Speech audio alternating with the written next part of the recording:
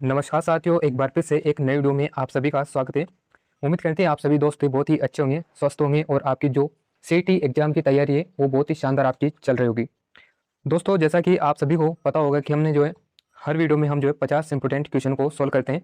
और आज की इस वीडियो में हम जो है हिंदी के टोटल 50 महत्वपूर्ण प्रश्नों को सॉल्व करेंगे, जो कि सीईटी यानी कि 10+2 और जो स्नातक लेवल के उन दोनों के लिए महत्वपूर्ण हो जाएगा। ठीक है, सीईटी चाहे वो ग्रेजुएशन हो, ठीक है, या फिर वो 12वीं लेवल के हो, उन दोनों के लिए बहुत ही इंपॉर्टेंट रहने वाले हैं। तो चलिए शुरू करते हैं बिना किसी देरी वीडियो को और देखते हैं आज का हमारा प्रश्न नंबर 1। ठीक है, तो सबसे पहले अपना प्रश्न है कि हिंदी भाषा की लिपि कौन सी है। तो आप सभी को जो है इसका आंसर अपने वीडियो को जो है रोक करके और देखना है कि आपका जो है कौन सा आंसर इसमें सही होगा। ठीक है, और आंसर बताने के बाद में आपको मिलान करना है कि आपका जो आंसर है सही हुआ या फिर गलत हुआ। ठीक है, तो ध्यान रखना, आपको हिंदी भाषा की लिपि यहाँ पे पूछी गई तो कौन सी हो जाएगी, वो हो जाएगी देवनागरी। ठीक है, हिंदी भाषा की लिपि आपको ध्यान रखना है देवनागरी।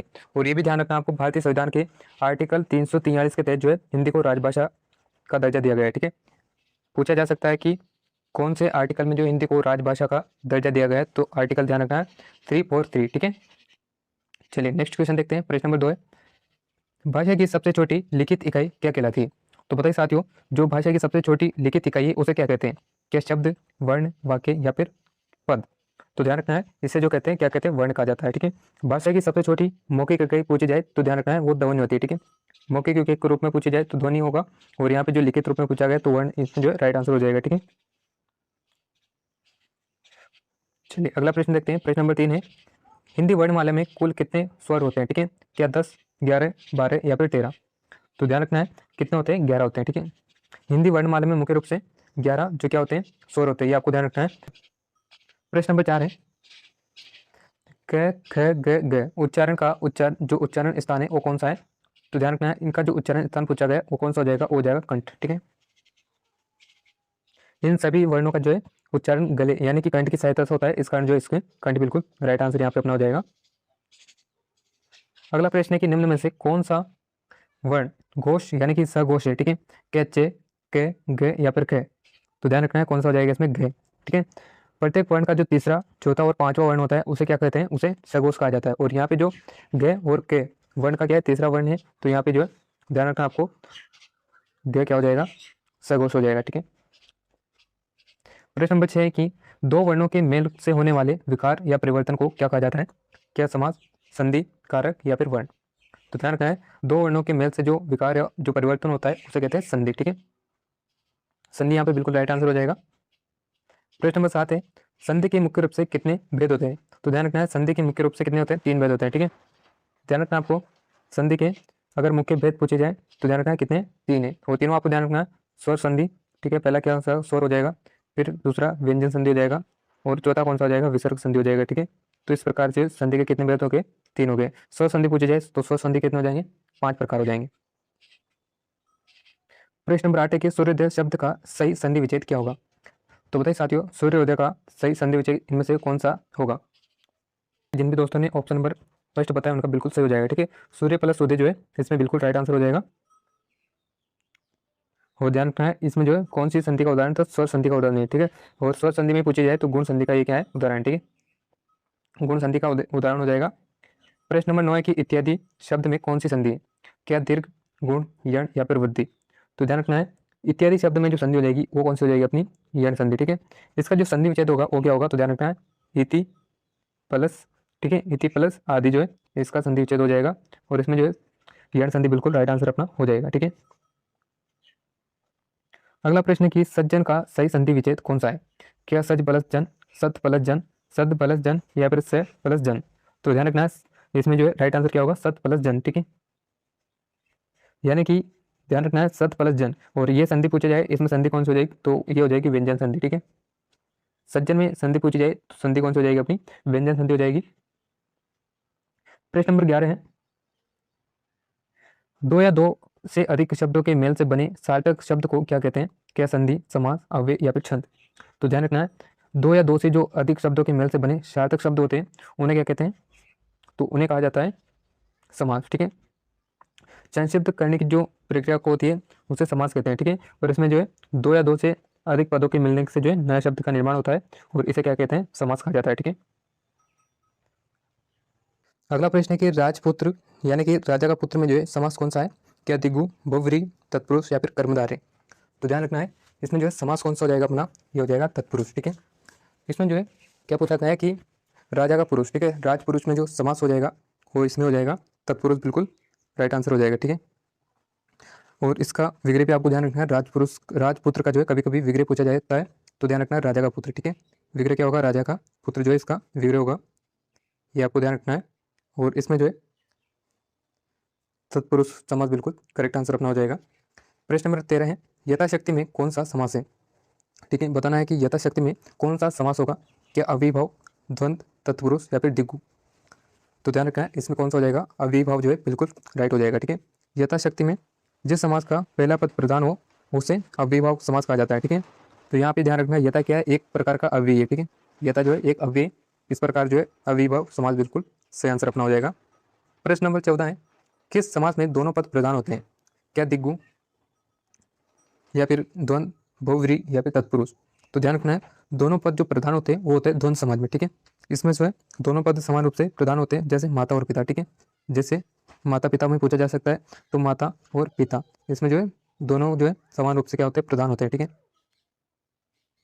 प्रश्न नंबर 15 है, लंबोदर यानी कि लंबा है उदर जिसका, अर्थात गणेश में जो है कौन सा समास है? ठीक है, यहाँ पे जो है लंबोदर में आपको समास बताना है, तो ध्यान रखना है लंबोदर में हो जाएगा बहुव्रीहि। ठीक है, जिस समाज में कोई भी पद प्रधान ना होकर किसी तीसरे या फिर अन्य अर्थ की ओर इशारा किया जाता है उसे बहुव्रीहि कहा जाता है। ठीक है, जैसे लंबोदर, इसमें जो लंबोदर का हाथ से क्या हो जाएगा? गणेश हो जाएगा। तो ये इस प्रकार से जो है इसका अन्य अर्थ निकलने के कारण इसमें कौन सा हो जाएगा? बहुव्रीहि जो है बिल्कुल राइट आंसर अपना हो जाएगा।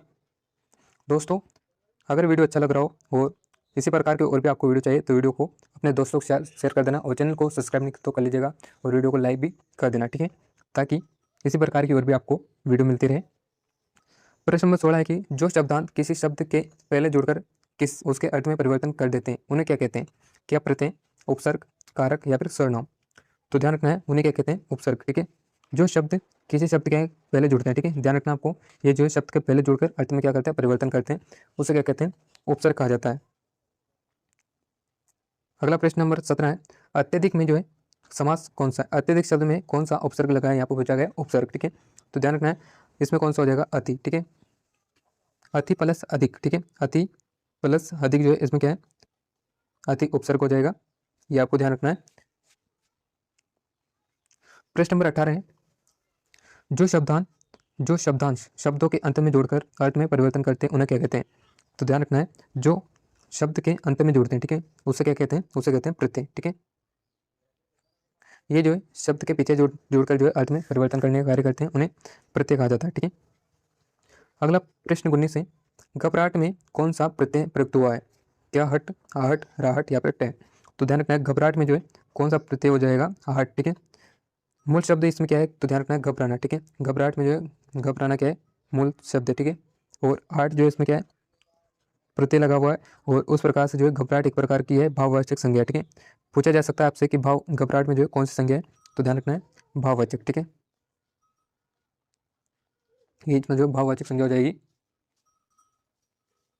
अगला प्रश्न है कि उत्पत्ति के आधार पर शब्द के कितने भेद होते हैं? क्या 2, 3, 4 या फिर 5? तो ध्यान रखना है कितने होते हैं? 4 होते हैं। ठीक है, उत्पत्ति या स्रोत के आधार पर शब्द के मुख्य रूप से 4 भेद होते हैं, तो 4 कौन से होते हैं? तो पहला हो जाएगा तत्सम, तद्भव, देशज और विदेशी। तो ध्यान रखना है 4 हो जाएंगे। ठीक है, प्रश्न नंबर 21 है कि निम्न में से कौन सा शब्द तत्सम यानी कि संस्कृत का है? ठीक है, तत्सम यानी कि संस्कृत का कौन सा इसमें से आपको बताना है? क्या आम, अग्नि, आग या फिर दूध?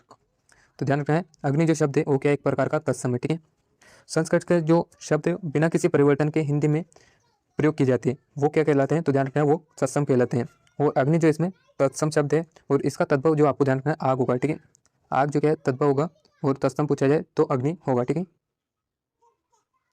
प्रश्न नंबर 22 है कि कपूर शब्द में किस वर्ग में आता है? ठीक है, कपूर शब्द किस वर्ग में आता है?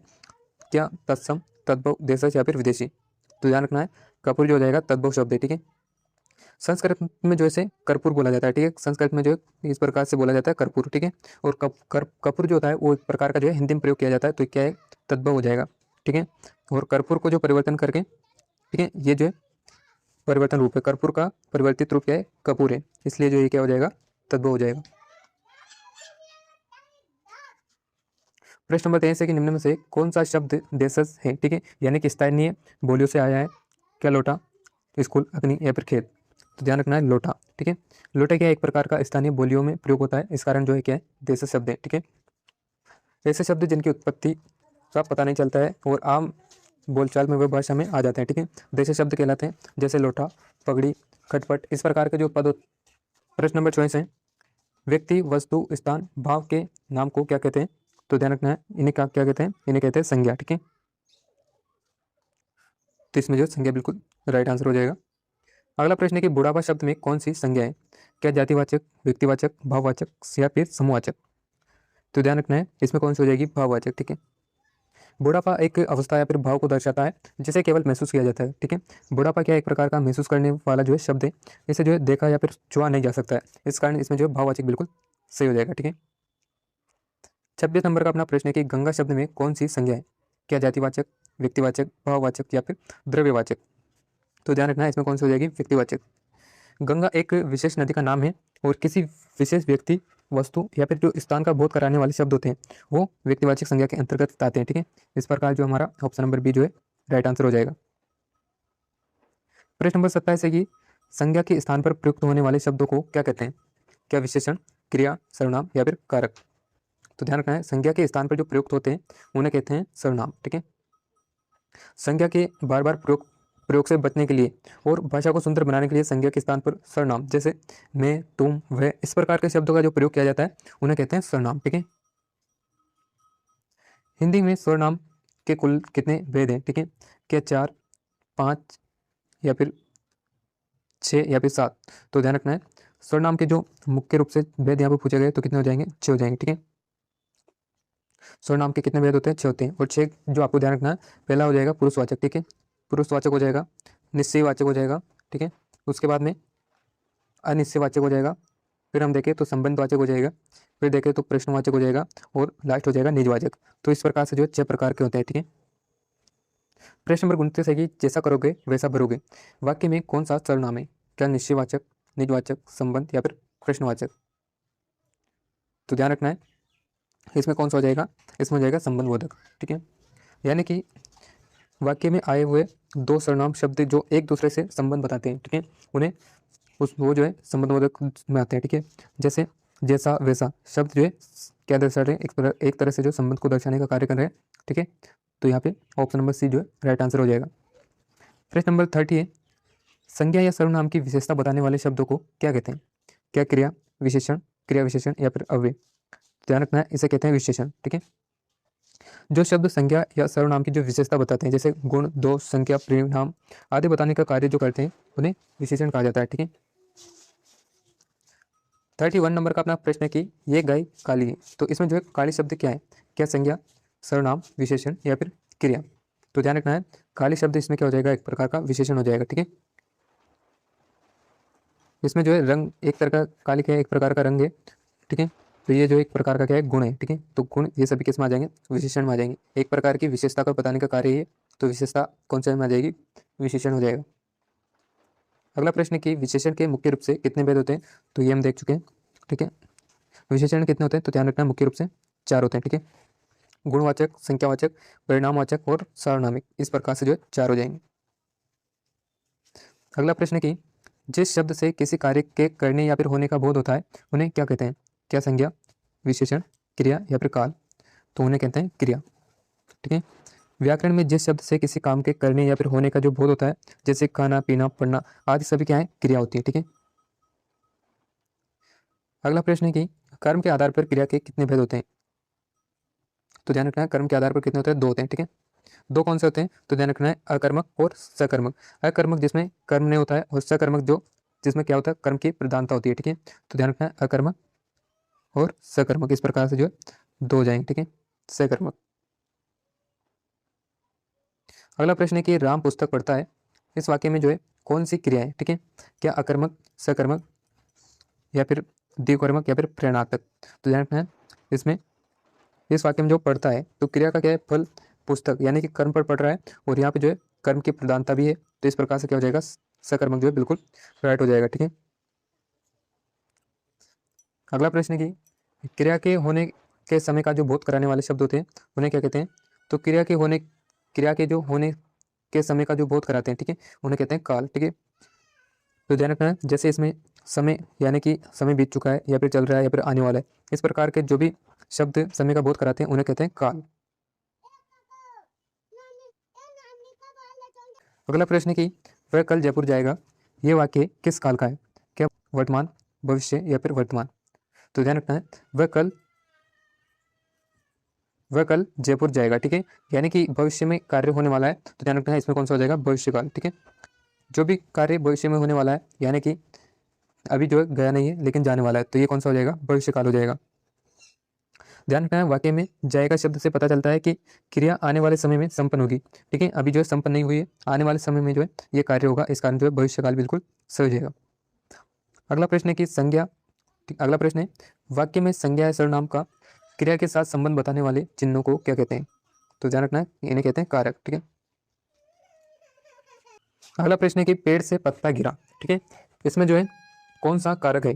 क्या करण, अपादान, कर्म या फिर संबंध? तो ध्यान रखना है, पेड़ से पत्ता गिरा, तो ध्यान रखना है इसमें कौन सा हो जाएगा? अपादान जो है बिल्कुल राइट आंसर हो जाएगा, ठीक है। जहाँ किसी वस्तु या किसी स्थान या फिर किसी वस्तु से अलग होने का भाव प्रकट होता है, वहाँ पे हमेशा क्या होता है? अपादान होता है, ये आपको ध्यान रखना है, ठीक है। यहाँ पे जो है से, ठीक है, यानी कि पेड़ से पत्ता गिरता है यानी कि अलग होने का भाव है, तो यहाँ पे जो है अपादान बिल्कुल राइट आंसर हो जाएगा, ठीक है। प्रश्न नंबर अगला देखते हैं, संबंध कारक का विभक्ति चिन्ह कौन सा है? तो यहाँ पे पूछा गया कि संबोधन कारक का विभक्ति चिन्ह कौन सा होगा? तो ध्यान रखना है हरे, ठीक है, यानी कि इसमें जो है ऑप्शन नंबर सी बिल्कुल राइट आंसर होगा। इसमें जो है हरे, ओ आदि जो इस प्रकार के शब्द होते हैं वो हमेशा संबंध कारक में आते हैं, ठीक है। इसमें जो किसी को बुलाने, किसी को पुकारने या फिर सचेत करने आदि सभी का जो बोध कराने वाले शब्द होते हैं वो संबंध बोधक में आते हैं, ये आपको ध्यान रखना है। अगला प्रश्न देखते हैं, प्रश्न नंबर 41 है, आकाश शब्द का सही पर्यायवाची कौन सा है? तो बताइए साथियों, आकाश का सही जो है पर्यायवाची कौन सा है? क्या व्योम, जलद, नीरद या फिर पावक? तो व्योम जो दिया गया है ये क्या है? आकाश का है, ठीक है। आकाश शब्द के अन्य पर्यायवाची जैसे नभ, गगन, अंबर, अंतरिक्ष, व्योम, ये सभी किसके हैं? आकाश हो जाएंगे। और जलद और नीरद, ठीक है, इसमें जो जलद और नीरद दिए गए ये किसके हो जाएंगे? ये बादल के हैं, ठीक है, ये दोनों किसके हैं? बादल के हैं। और पावक जो दिया गया है ये अग्नि का है, ठीक है, ये जो है आग का क्या पर्यायवाची है, ये भी आपको ध्यान रखना है। अगला है कि अमृत का विलोम शब्द क्या होगा? ठीक है, क्या पीयूष, विष या फिर सुधा या फिर जल? तो ध्यान रखना है, अमृत का पर्यायवाची पूछा गया तो हो जाएगा विष, ठीक है। अमृत जो जीवन देता है, ठीक है, इसका विलोम पूछा जाए तो विष, विष क्या होता है? जहर होता है जो जीवन को समाप्त करने का कार्य करता है। और वहीं जो पीयूष और सुधा किसको हो जाएंगे? अमृत को हो जाएंगे, ठीक है, पीयूष और सुधा ये किसके हैं? ये जो है अमृत के हैं, ये आपको ध्यान रखना है, ठीक है। अगला प्रश्न देखते हैं, अनु शब्द का सही विलोम क्या है? क्या अग्रज, कनिष्ठ, छोटा या फिर वरिष्ठ? तो ध्यान रखना है, क्या हो जाएगा इसका? अग्रज। अनुज का जो है अग्रज हो जाएगा विलोम। अनुज का अर्थ होता है छोटा और वहीं अग्रज का जो अर्थ होता है वो होता है बड़ा भाई, ठीक है, अग्रज यानी बड़ा और अनुज यानी छोटा, तो ये जो दोनों है एक दूसरे के विपरीत है, ठीक है, ये ध्यान रखना है आपको। अगला प्रश्न है, जो शब्द सब कुछ जानता है वाक्यांश के लिए एक शब्द क्या होगा? ठीक है, क्या अल्पज्ञ, सर्वज्ञ, विद्वान या फिर अज्ञानी? तो ध्यान रखना है, जो सब कुछ जानता है उसके लिए होगा सर्वज्ञ, ठीक है, जो सब कुछ जानने वाला होता है उसे सर्वज्ञ कहा जाता है और जो कम जानने वाला होता है उसे कहते हैं अल्पज्ञ, ठीक है, ये जो है ये होता है कम जानने वाला, ठीक है, और सब कुछ जानने वाला सर्वज्ञ होता है और जो कुछ भी नहीं जानता है उसे कहते हैं अज्ञ, ठीक है, अज्ञ भी आपको ध्यान रखना है, अज्ञ किसे कहते हैं? जो कुछ भी नहीं जानता है उसे अज्ञ कहा जाता है। प्रश्न नंबर 45 है, अंगूठा दिखाना मुहावरे का सही अर्थ क्या है? तो ध्यान रखना है, क्या होगा इसका? वक्त पर मना करना, ठीक है, किसी समय किसी अंगूठा दिखाना यानी कि वक्त आने पर मना कर देना, क्या है इसमें सही होगा।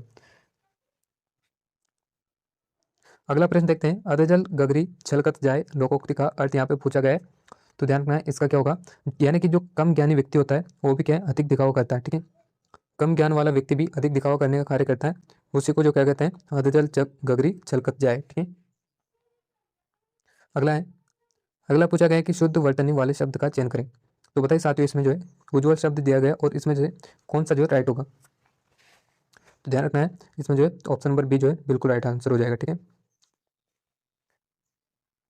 उत प्लस ज्वल, इसका जो है संधि विच्छेद भी आपसे पूछा जा सकता है, तो ध्यान रखना उत प्लस ज्वल जो है इसका संधि विच्छेद होगा, ठीक है।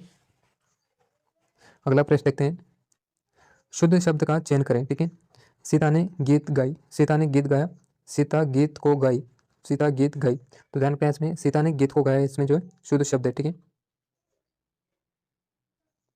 अगला प्रश्न है कि अनल और अनिल शब्द युग्म का सही अर्थ क्या है। तो ध्यान रखना है, एक जो अनल का अर्थ है वो तो क्या होगा, आग होगा, और एक अनिल का हो जाएगा हवा। तो ऑप्शन नंबर बी जो है बिल्कुल राइट आंसर अपना हो जाएगा। आज का अंतिम प्रश्न देखते हैं साथियों, जिन शब्दों के रूपों में लिंग वचन कारक के कारण कोई परिवर्तन नहीं होता है उन्हें क्या कहते हैं। तो ध्यान रखना है, इन्हें कहते हैं अव्यय। ठीक है, यानी कि अविकारी शब्द भी इन्हें कहा जाता है, जिसमें शब्दों में लिंग वचन काल आदि के कारण कोई भी विकार या फिर बदलाव नहीं होता है, उन्हें अविकारी कहा जाता है। जैसे धीरे धीरे, ठीक है, धीरे धीरे हो गया, उसके बाद में इस प्रकार के कोई भी शब्द होते हैं तो उन्हें क्या कहते हैं, विकारी कहा जाता है। तो ये थे आज के हमारे टोटल 50 महत्वपूर्ण प्रश्न जो कि हिंदी के थे, और उम्मीद करते हैं आपको वीडियो अच्छा लगा होगा। अगर वीडियो अच्छा लगा हो तो वीडियो को लाइक करें, चैनल को सब्सक्राइब नहीं किया तो कर लीजिएगा, और मिलते हैं नेक्स्ट वीडियो में। तब तक के लिए जुड़े रहे शिवाजी केयर के साथ में। जय हिंद, जय भारत, मिलते हैं नए वीडियो में।